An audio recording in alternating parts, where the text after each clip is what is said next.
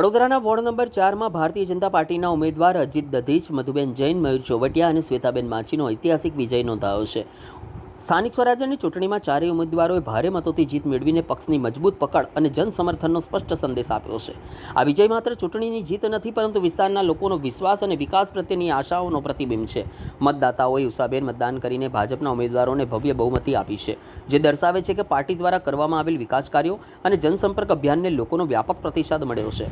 આ વિજય બાદ સમગ્ર વિસ્તારમાં ઉજવણીનો માહોલ જોવા મળ્યો હતો। કાર્યકર્તાઓ અને સમર્થકો દ્વારા ફટાકડા ફોડી, મીઠાઈ વેચી અને ઢોલ નગારા સાથે જીતની ખુશી વ્યક્ત કરી હતી।